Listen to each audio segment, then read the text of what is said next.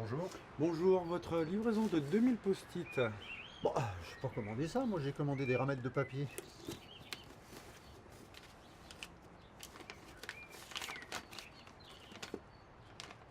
Si, je vous assure. Bon, j'ai dû me tromper de référence. Tant pis.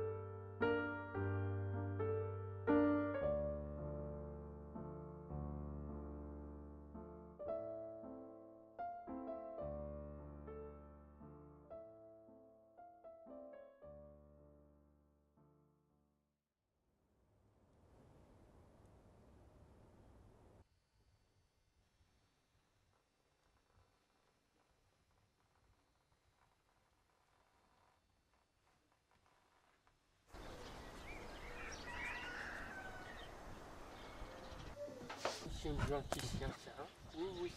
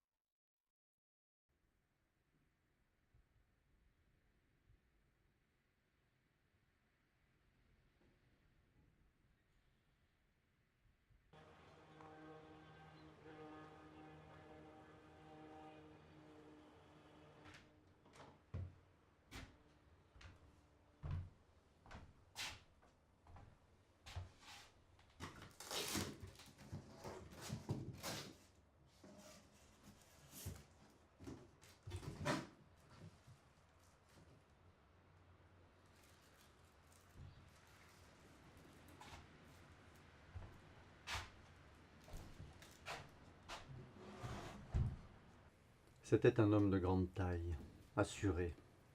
Sans doute trop, diraient les psychanalystes d'un air méfiant. Son regard noir et profond, un rien animal, se fixait une seconde sur son interlocuteur et fuyait de façon inquiétante, la pupille jamais en repos.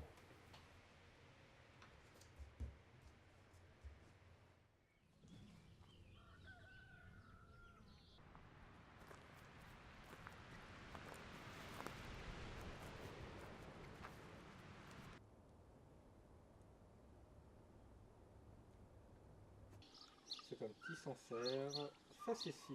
Vous allez voir, il est très frais en bouche. Et une belle couleur, hein? Ah oui, alors ça, il a une très belle couleur. Il est très doré, vous voyez.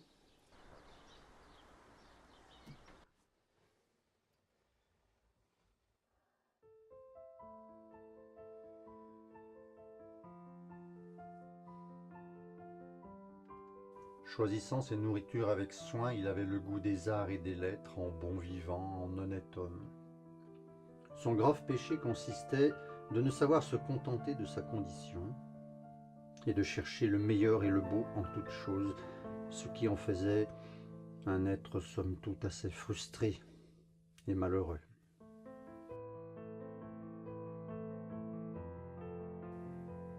Il avait pourtant été un bébé gai et intrépide.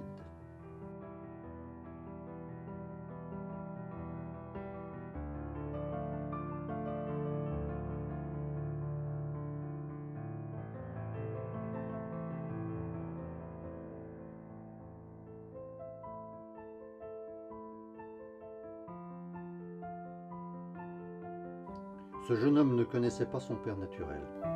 Les questions existentielles qu'il se posait sans cesse ne l'avaient pas aidé dans sa scolarité.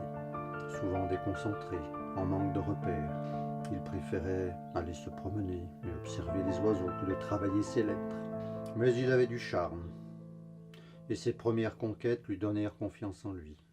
Au fil du temps, il devint un élève modèle, sociable et sans doute arrogant. Il n'avait pas de père naturel, tant pis, il s'en passerait bien. La vingtaine révolue, l'inquiétude le saisit à nouveau. Puis, plus les années passaient, plus son regard tremblait, plus les êtres et les choses lui semblaient irréels. Il se mit à rêver de son père alors que de son côté, son père se mit à rêver de lui. Ce livre est le récit de ces deux rêves et du moment où ils se rencontrent.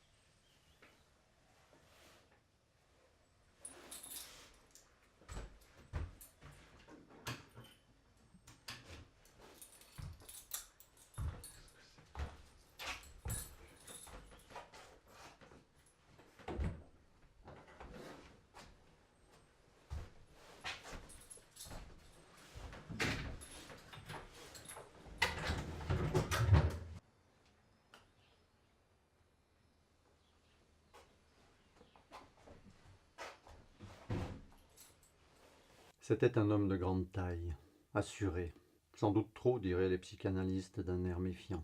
Il exerçait dans le vin et voyageait beaucoup à la recherche de crus qu'il révélerait au grand jour. Pas besoin de notes, il conservait tout dans sa tête, grâce à une incroyable mémoire gustative. Il pouvait décrire précisément le goût d'un vin bu des années auparavant, en étirant sa description selon un éventail de saveurs fruitées, boisées. Ce jeune homme ne connaissait pas son père naturel. Les questions existentielles qu'il se posait sans cesse ne l'avaient pas aidé dans sa scolarité. Souvent déconcentré, en manque de repères.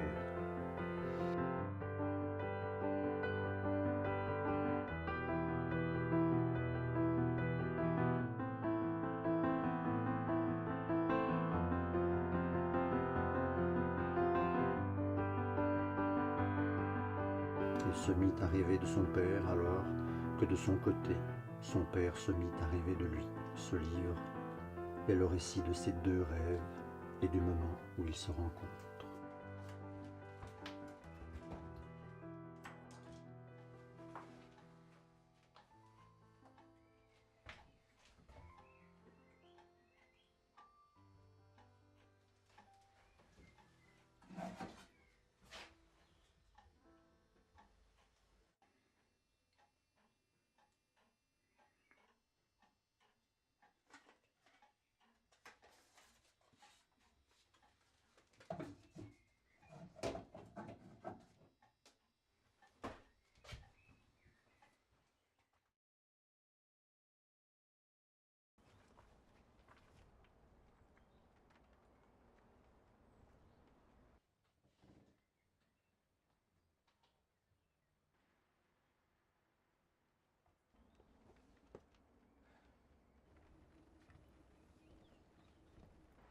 Arnaud, j'ai lu le livre de papa.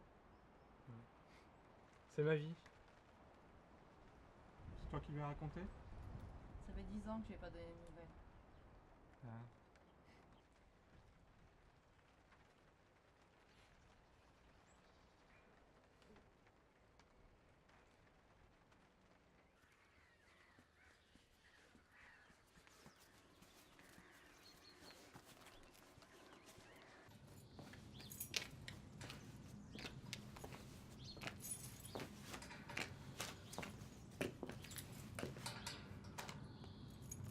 Bonjour. Bonjour, c'est votre maison? Oui, c'est un héritage, c'est la première fois que je viens. Ah.